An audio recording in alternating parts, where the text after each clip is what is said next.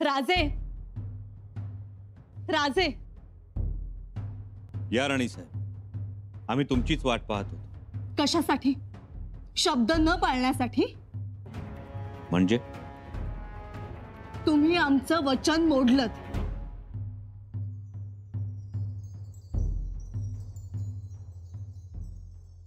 हो, का? मैत्रीसाठी? नाही. कविराज आहेत म्हणून? नाही. माँ चंडीचे भक्त आहेत म्हणून? मुळीच नाही. मग वचन का मोडलत आमचं? का कविराजांना शिक्षा दिली नाहीत? न्यायासाठी राणी साहेब, केवळ न्यायासाठी. न्याय? याला न्याय म्हणायचं? कविराजांचा गुन्हा सिद्ध झालाय आणि त्यांनी तो स्वतः कबूलही केलाय, तरी देखील आपण त्यांना शिक्षा दिली नाहीत. राजे, आपण शब्दाला जागला नाहीत. तुम्ही त्यांना माफ केलं. खरं तर आपण त्यांना मोठी शिक्षा द्यायला पाहिजे होती. राजे, अजूनही वेळ गेलेली नाही. राणी साहेब, अशानं स्वराज्याचा धाक कमी होईल. उद्या कोणीही उठसूट उठेल आणि असे गुन्हे करतील. म्हणून म्हणतो आहोत राजे, पकडा त्यांना, काळ कोठडीत रवाना करा, पाठवा सैनिक आणि धरून आणा त्यांना.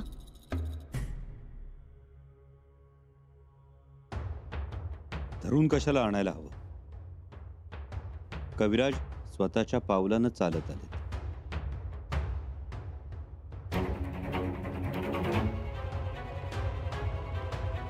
पकडा राजे त्यांना. हे गुन्हेगार आहेत, मारेकरी आहेत. हे त्यांनी तुमच्या जेवणात विष घातलंय. ज्या घरात राहिले त्याच घराचे वासे मोजू लागलेत हे. राजे, अजूनही न्याय करा. जरूर जरूर न्याय करू आम्ही यांचा.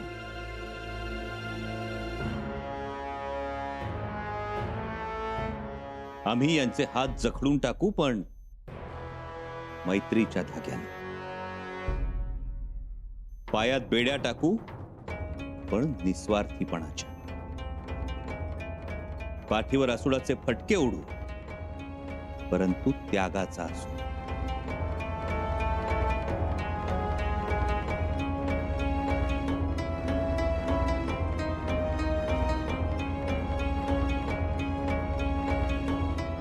कमाल, कविराज, कमाल वाटते आम्हाला तुमची.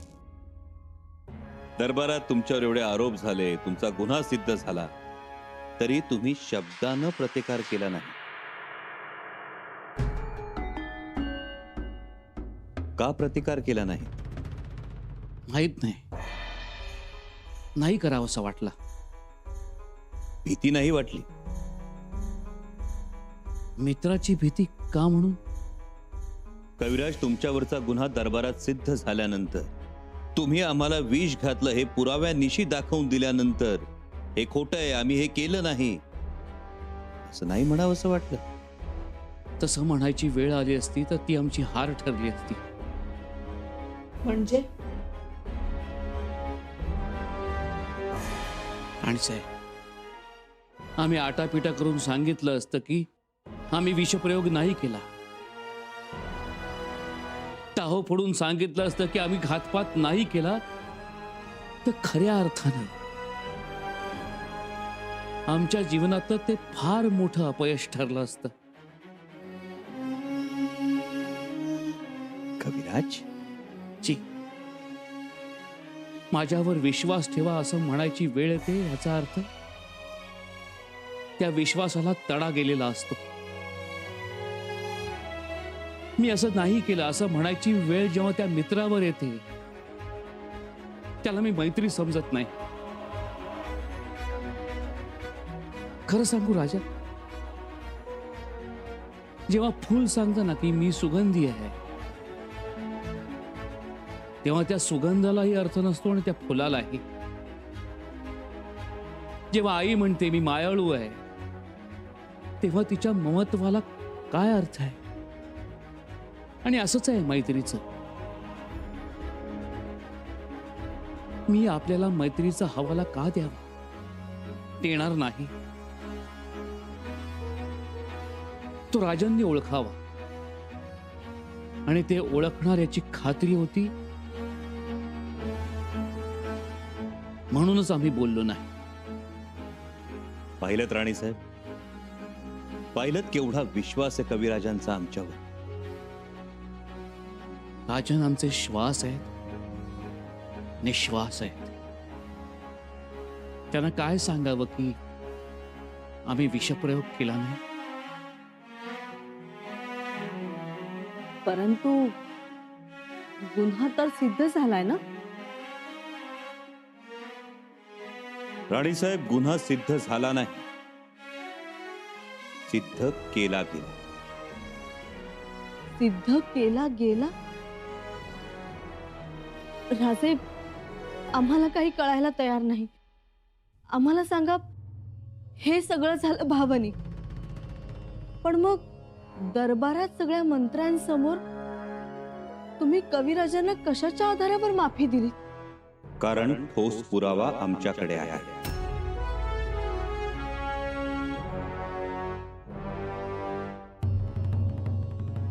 हा अर्धवट जळालेला खलिता, या खलित्याला कस्तुरीचा सुगंध येतो.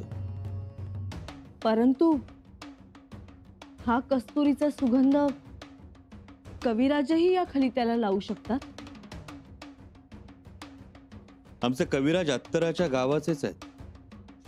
अत्तराचा शौक आहे त्यांना. पण कविराज हरणाच्या नाभीतील कस्तुरी पत्राला लावणार नाही. कवी मनाचे आहे, हळवे आहे.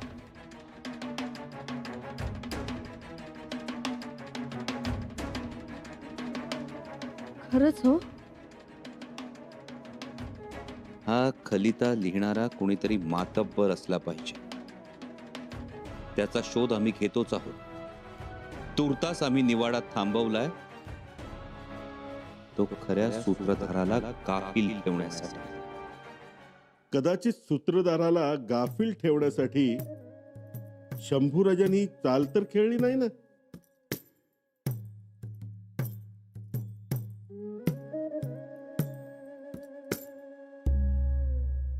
खेळली असेल. खेळ खेळणारेच आहेत ते.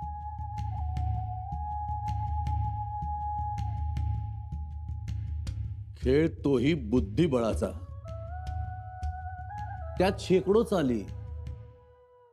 अहो, त्यातलीच एखादी चाल खेळली नसतील कशावरून?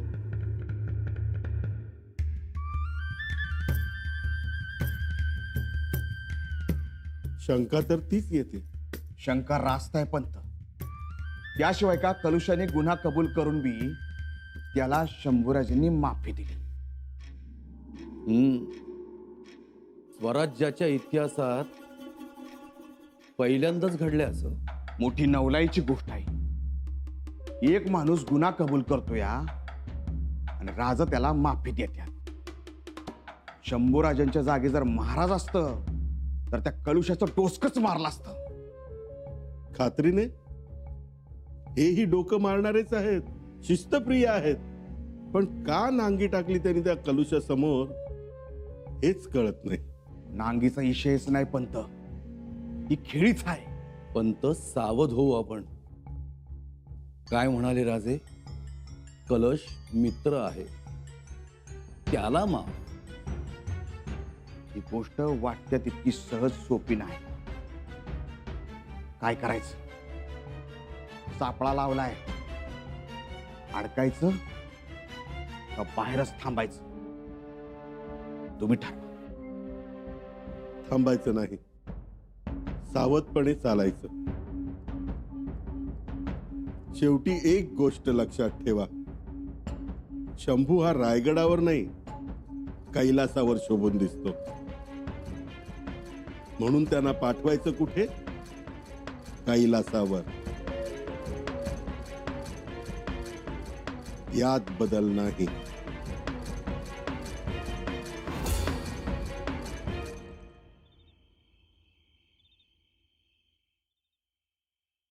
कविराज, आम्ही तुमच्यावर एक महत्वाची जबाबदारी सोपवणार आहोत. जी राजन, आम्ही तयार आहोत. कविराज, हेच विशेष वाटतं आम्हाला. काम काय आहे हे जाणून न घेता जबाबदारीसाठी हो म्हणता. रस्ता कसा आहे हे न पाहता चालायला तयार होता. मग त्या रस्त्यात दगड आहेत, काटेकुटे आहेत, खाई आहे, श्वापद आहेत, काही काही बघत नाही तुम्ही. राजन, तुम्ही आमच्या बरोबर असताना विचार करायचा तो कशाचा आणि का म्हणून? काटे तर काटे, दगड तर दगड. सांगा काय करायचंय? कविराज, गडावरच्या मंत्र्यांना आणि कारभाऱ्यांना आमचा आदेश द्या. गेल्या महिनाभरात रयतेच्या हिताची जी जी कामं त्यांनी केली असतील त्यांचा अहवाल आम्हाला सादर करावा किंवा सरकारात जमा करावा, तोही लिखित स्वरूपात. राजन, लिखित स्वरूपात का म्हणून? लिखित स्वरूपात का म्हणू? तुम्ही घ्या तर खरं, मग सांगा. मंत्र्यांनी विचारलं तर काय सांगू? त्यांना सांगा बरेच दिवस आम्ही गडावर नाही, त्यामुळे आमच्या गैरहजेरीत मंत्र्यांनी काय काय कामं केली हे समजणं आम्हाला सोपंच आहे. त्याचबरोबर आमच्या मंत्री आणि कारभाऱ्यांच्या कार्यक्षमतेचा लेखाजोखा आमच्याकडे राहील. जे योग्यच आहे ते. मी माझ्यापासून सुरुवात करतो. मीही तुम्हाला लिखित स्वरूपात आढावा देतो. नको कविराज, तुम्ही नका देऊ आढावा. सर्वांना नियम सारखेच. पण काल कुठे नियमाप्रमाणे वागलात तुम्ही? तुमच्यावर आरोप झाले आणि न केलेल्या गुन्ह्याची कबुली दिली तुम्ही. दिलीत ना? कबुली दिली, पण तुमच्यावर आमचा विश्वास आहे म्हणून. कविराज, जसा तुमचा आमच्यावर विश्वास आहे तसाच आमचाही तुमच्यावर विश्वास आहेच की. म्हणूनच नका देऊ आढावा. परंतु का? कारण तो आम्ही तसाही वाचू शकतो, शब्दाशिवाय, अक्षराशिवाय. राजन, कविराज, तुम्हाला जे काही सांगायचं आहे ते तुमचे डोळे बोलतात आणि खऱ्या मैत्रीत दोन अंतःकरणच बोलत असतात, नाही का? या.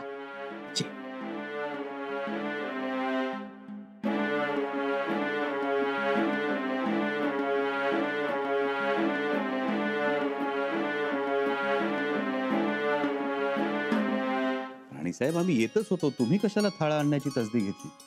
माफी असावी राजे, हा थाळा आपल्यासाठी नाही, थोरल्या मातोश्रींसाठी आहे. म्हणजे? आज 2 दिवस झाले मातोश्रींनी अन्नाला स्पर्श देखील केला नाही, म्हणून आम्ही स्वतःच थाळा घेऊन निघालो.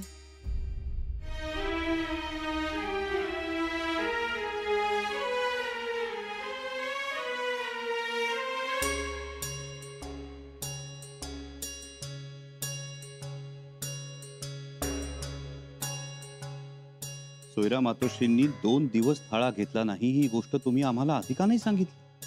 पहिल्यांदा आम्हालाही समजलं नाही. पाठवलेला थाळा मातोश्री महालात तसाच ठेवून घेत.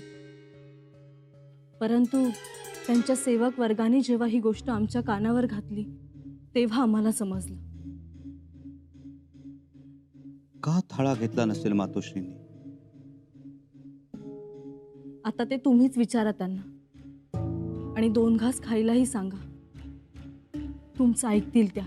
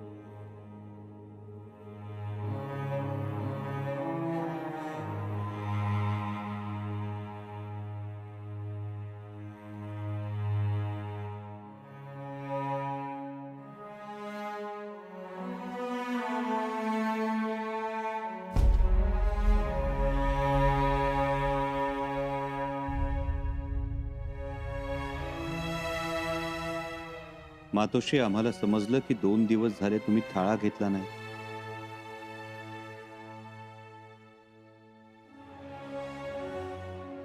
कोणी सांगितलं? माफी असावी मातोश्री.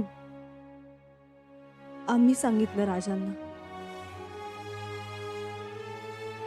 म्हणून तुम्ही आला. का आला?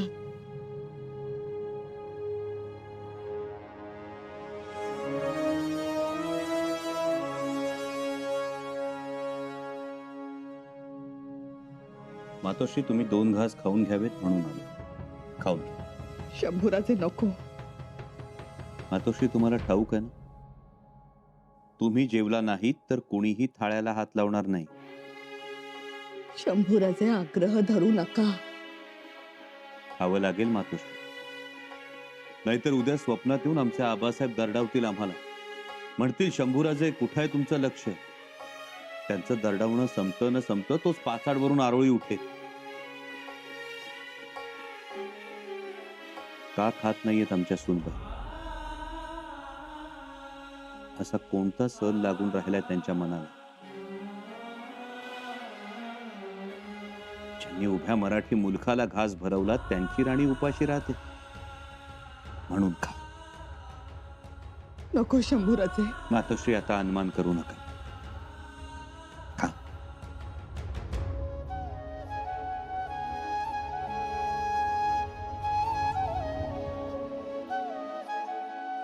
आम्हाला काळजी वाटते हो. श्रीहो, कसली काळजी करताय? अजिबात काळजी करू नका.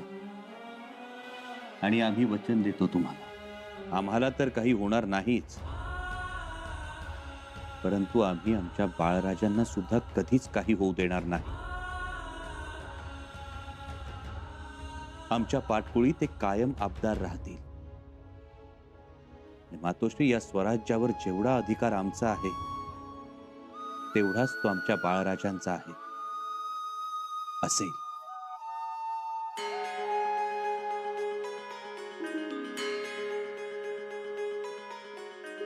आम्हाला अधिकाराबद्दल बोलायचं नाही. तुमची काळजी सर्वात अधिक वाटते. मी स्वतःला जपा.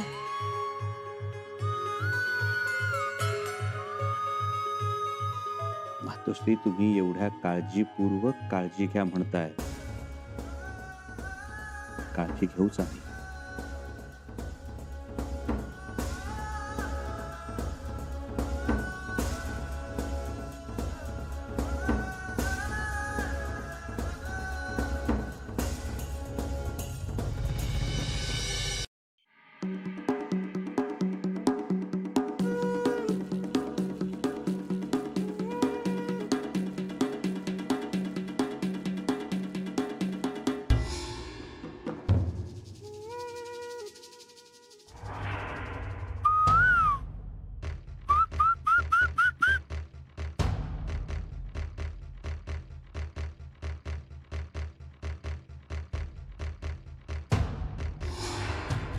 उशीर केला रावजी नाना. अहो, उशीर तर होणारच ना. आता सगळ्यांची नजर चुकवून द्यायची म्हणजे काय पंत? काही नाही, माझं तर नुसतं डोकं पण त्या कलुशाला माफ. ऐकलं का? पण आपण केलेली समधी कामं बिनबोबाट झालीत ना. हो, पण ताकास दूर नाही कोणाच्या. ज्यांच्याबद्दल खात्री नव्हती, जे कमजोर होते, तेही कोणी राहिले नाहीत. म्हणजे बघा ना, आपण सूर्याजी आणि बापूजीला पाठवलं. त्यांनी पन्हाळगडावर शिरकाव केला. घोड्याची नाल काढली, कुसुंबा पाजला. महालात जाऊन हल्ला केला. यातही दोघांशिवाय तिसरा माणूस नव्हता. काम चोख करत होते. पण शंभूराजांचं तकदीर मोठं होतं. माशातनं विष घातलं, पण तिथं बी दैवानं साथ दिली. पकडले गेले दोघे, पण तोंड उघडलं नाही. शेवटी आपली नावं न सांगता देवा घरी गेले बिचारे. यांना देवाघरी पाठवणारा बी देवाघरी गेला. पण तोही देवा घरी गेला. परसूची देखरेख चांगली होती, पण आपला सहभाग होता याची वाच्यता कुठेही नाही. का घाबरलोय आपण? राव, तपास बहिर्जी नायकांकडे सोपवलाय. नायकांकडे? हो, आणि ते बहिर्जी आहेत. पन्हाळगडावर झाल्या घटनेचा माग काढणार. काहीतरी हालचाल ही करायलाच पाहिजे. सावध रहा.